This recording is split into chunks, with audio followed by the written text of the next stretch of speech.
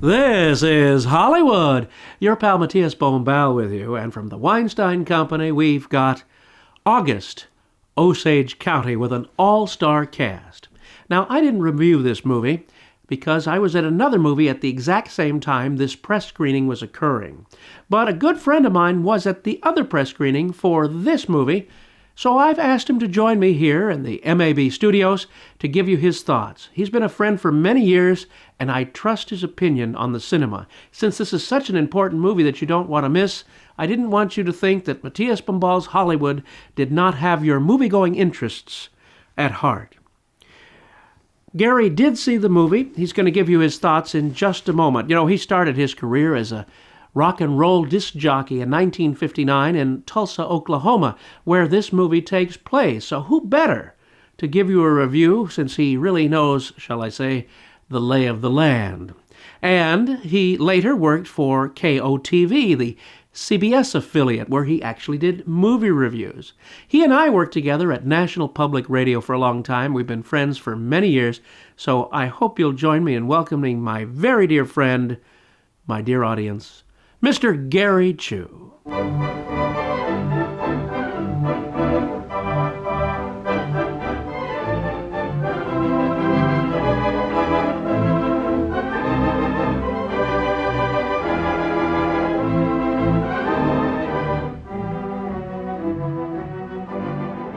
Who's afraid of Violet Weston?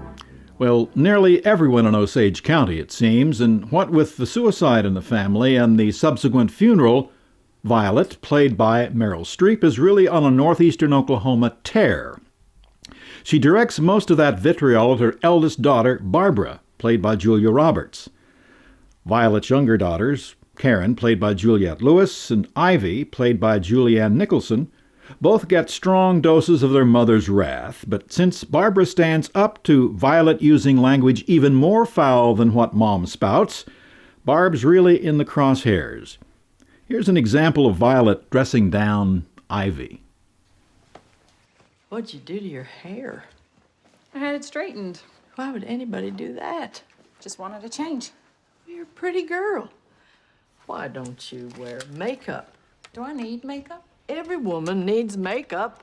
Don't let anybody tell you different. The only woman pretty enough to go without makeup was Elizabeth Taylor, and she wore a ton.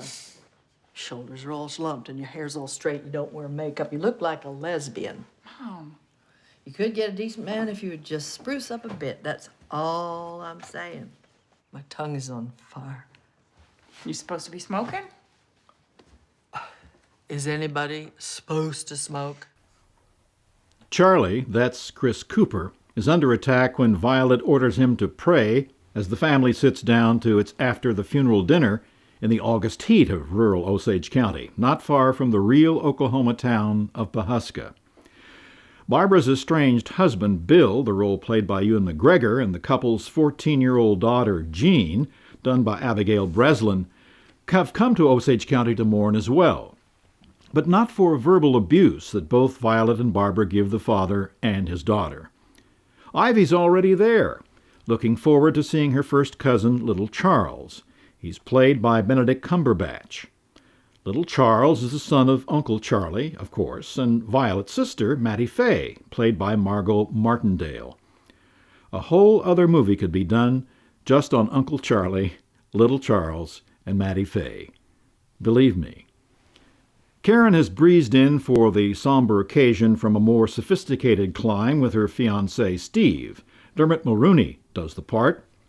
Steve has a red convertible sports car and drives the Osage County two-lane blacktop much faster than Barbara or Ivy do. Steve might make you recall director Lawrence Kasdan's 1983 movie character Sam Weber. What William Hurt and Mary Kay Place do while driving to the funeral scene in The Big Chill is what Steve introduces young Jean to in the backyard of the Weston home on a late summer night. Jean's mom and dad aren't amused. In fact, nobody is.